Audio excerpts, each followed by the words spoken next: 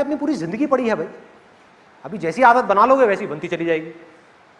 Blame करने की आदत बना ली वैसे ही बन जाओगे, और किसी को ब्लेम नहीं किया, अपनी रिस्पॉन्सिबिलिटी ली, आगे बढ़ते जाओगे। और कुछ हो ना हो लाइफ में, आप सक्सेसफुल हो या ना हो, एक चीज की गारंटी है कि अगर आपने जिंदगी में कभी किसी को ब्लेम नहीं किया अपनी प्रॉब्लम्स के लिए, तो आप अंदर से स्ट्रांग होते चले जाओ।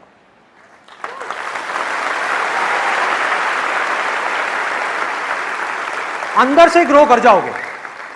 एक है बाहर की ग्रोथ जो है दुनिया की नजर में।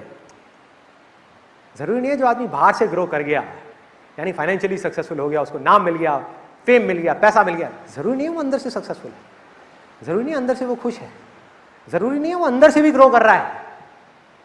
लेकिन जो अंदर से ग्रो कर गया ना, वो जी रहा है, बाहर उसके पास में कम है, जी रहा है। अब अगर इसके हम और एक स्टेप आगे बढ़ते हैं, तो यहां पर कितने पेरेंट्स हैं? अभी जो पेरेंट्स बैठे हैं,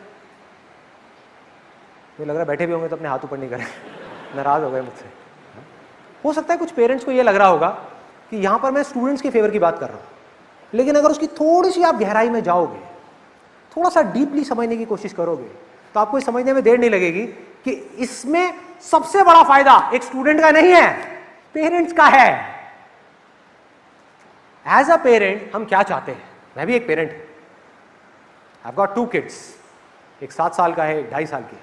मैं भी एक पेरेंट हूं। क्या चाहते हैं हम एज अ पेरेंट? क्या चाहते हैं कि हमारा जो बच्चा है या जो हमारे बच्चे हैं वो लाइफ में सक्सेसफुल हो जाए। कोई ऐसा पेरेंट है जो ये नहीं चाहता? एनीबॉडी? कोई नहीं। सब चाहते हैं, सब चाहते हैं कि वो इंडिपेंडेंट हो जाए लाइफ में, मतलब कि अपने पैरों पे खड़ा हो जाए। ये नहीं कि हमको पकड़ पकड़ करके चलता रहे। सब चाहते हैं, सब चाहते हैं कि उनके जो बच्चे हैं उनका माइंड शार्प होता चला जाए, वो कुछ भी कर सके, वो कर सके जो हम भी नहीं कर पाए अपनी लाइफ में। लेकिन हम करते क्या हैं? जब भी हमने फोर्स किया अपने बच्चों को कुछ भी करने के लिए, अब ये जो मैसेज है ये पेरेंट्स के लिए है। अगर मैं आपको अपना एग्जांपल दूं, तो मुझे ये कहने में बिल्कुल भी झिझक नहीं होगी कहीं पर भी, पूरी दुनिया के सामने, कि I am proud of my parents, I love my parents. इसलिए नहीं कि मेरे पेरेंट्स ने मुझको बहुत कुछ दिया, अरे मिडिल क्लास बैकग्राउंड से क्या देंगे, क्या देंगे, तो इसलिए नहीं कि उन्होंने मुझे बहुत कुछ दिया या मेरे लिए बहुत कुछ किया।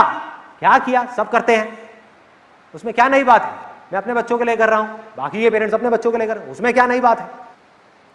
तो मैं उनको इसलिए नहीं इतना प्यार करता हूं, इतनी रिस्पेक्ट करता हूं कि उन्होंने मुझे कुछ दिया है या मेरे लिए कुछ किया है, बल्कि इसलिए करता हूं क्योंकि जिंदगी में कभी भी उन्होंने मुझे कुछ भी करने के लिए फोर्स नहीं किया। नेवर फोर्स नहीं किया।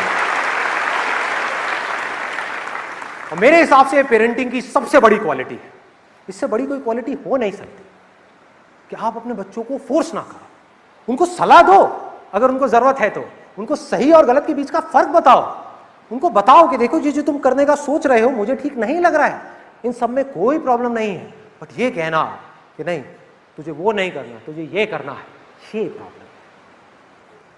अपने पैरों पर खड़े होने का मौका ही ना देना, उठा करके उनको बैसाखियां दे देना कि लाइफ में कभी भी कुछ भी करना है, हाँ पापा, हाँ मम्मी, क्या करूं, कुछ समझ नहीं आ रहा।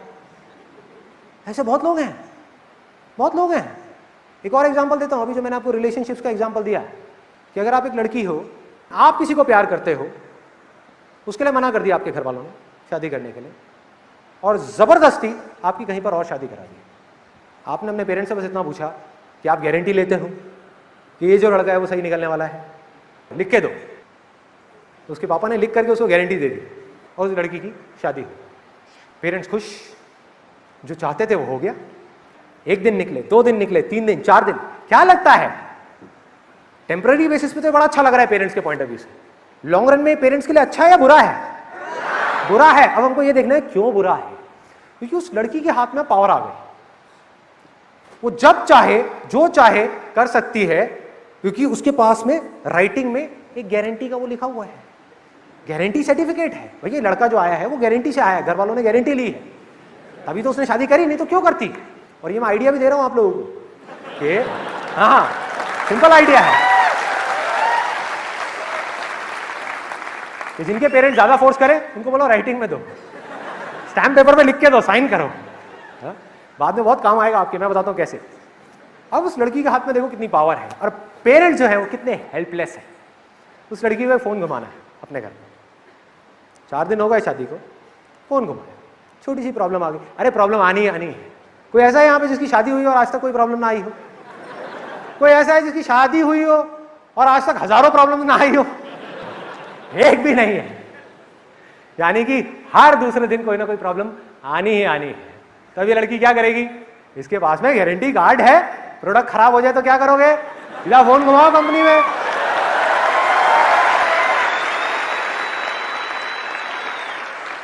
चार दिन बाद उसने घर पे फोन घुमा दिया, हेलो मम्मी। हाँ बेटा क्या हो गया? जरा पापा को फोन देना। इसलिए गारंटी पापा ने दिया, पापा से बात करनी। हाँ पापा क्या हो बेटा, सब ठीक तो है ना? अरे क्या खाक ठीक है? ये कैसा लड़का चुना है आपने मेरे लिए? क्या हो गया बेटा, क्या हो गया, इतने गुस्से में क्यों है? सब ठीक तो है ना? अरे क्या ठीक है, मैं क्या बताऊं, मेरे को तो बताने में भी शर्म आ रही है। क्या हुआ बेटा? पापा कल रात को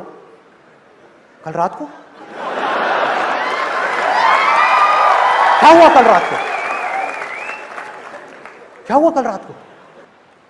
उसने कुछ गलत तो नहीं किया? अरे गलत क्या, सारी हदें पार कर दी। क्या बोल रही है? मुझे पता बेटा, मैं देखूंगा, मेरा प्रोडक्ट है, मैंने गारंटी ली है, मैं देखूंगा, तू टेंशन मत ले।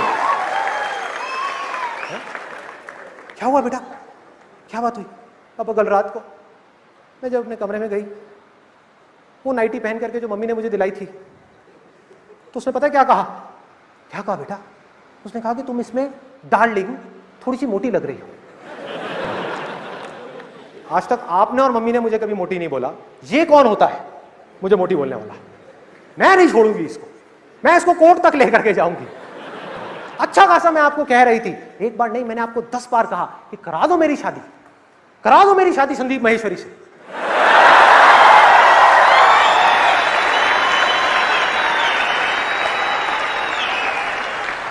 लेकिन आपने मेरी एक नहीं सुनी। लेकिन बेटा संदीप महेश्वरी तो पहले से शादीशुदा है ना, उसके तो बच्चे भी हैं। अरे तो क्या एक ही संदीप महेश्वरी है क्या इस दुनिया में?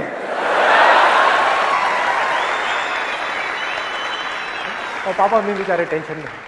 हाँ बेटा मैं कल शाम को आता हूँ फ्लाइट पकड़ करके। कल शाम को नहीं, आपको कल सुबह यहाँ पर आना है और इससे बात करनी है कि आज के बाद अगर मेरे साथ में ऐसी बदतमीजी करी तो मुझसे बुरा कोई नहीं होगा। ठीक है बेटा, जैसे तुम कहो। क्या करेंगे माँ बाप? तो हुआ क्या?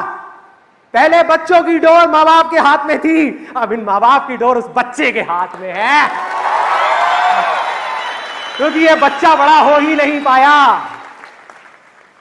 अपने दम पर डिसाइड किया होता कि मुझे ये करना है तो रिस्पॉन्सिबिलिटी उसकी होती।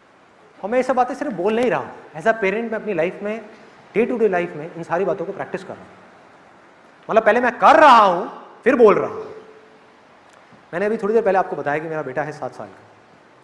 अभी कुछ दिन पहले हम एक मूवी देख रहे थे, तो आजकल आपने देखा होगा सिनेमा हॉल्स में एक एंटी स्मोकिंग कैंपेन बहुत चल रहा है। तो मेरे बेटे ने वो ऐड देखी जिसमें एंड में बताते हैं कि सिगरेट पीने से कैंसर हो जाता है। और बड़ा सीरियस होकर के मुझसे बोला, पापा जब ये सिगरेट पीना इतनी गंदी चीज़ है तो लोग क्यों पीते हैं? और मेरा सीधा सा फंडा है लाइफ, सच बोलो, कोई घुमा करा के बात मत कर। मैं उसको कहा क्योंकि लोगों को मजा आता है पीने में। उसने पूछा पापा आप क्यों नहीं पीते? सिंपल क्वेश्चन है। मैंने कहा भाई पहले पीता था, अब छोड़ दी। तो वो कंफ्यूज हो गया, क्योंकि मैंने उसको बोला नहीं कुछ करने के लिए, मैंने उसको सच बोल दिया। तो थोड़ा सोच में पड़ गया और मुझे बोला पापा इसका मतलब मुझे तो नहीं पीनी चाहिए ना कभी सिगरेट? बड़ा सीरियसली उसने मुझसे पूछा। तो मेरा एक बार को तो मन किया एज अ फादर कि उसको लेक्चर दे दूं कि तुझे सिगरेट इसलिए नहीं पीनी चाहिए, इसलिए नहीं क्योंकि तेरा बाप कहता है। मन ये कर रहा था as a parent, as a caring parent, as a loving parent. लेकिन वो मेरे बच्चे के लिए सही नहीं होता। मैंने क्या किया, उसको सिर्फ 2 वर्ड्स बोले, उसके बाद में चुप हो गया। सिर्फ 2 वर्ड्स। जैसे उसने बोला ना कि बाबा मुझे तो नहीं पीनी चाहिए ना सिगरेट, मैंने कहा तेरी मर्जी, तेरी मर्जी।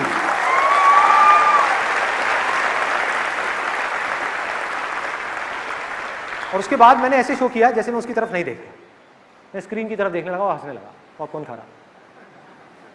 उसके 2-3 सेकंड बाद मैंने उसको देखा, उसका ध्यान स्क्रीन से हट गया था, उसका मुंह नीचे था और कुछ सोच रहा था, वो कुछ सोच रहा था। 7 साल का बच्चा कुछ सोच रहा था। और जैसे मैंने ये चीज देखी तो मुझे इतनी खुशी हुई अंदर से कि मैं आपको वर्ड्स में एक्सप्रेस नहीं कर सकता।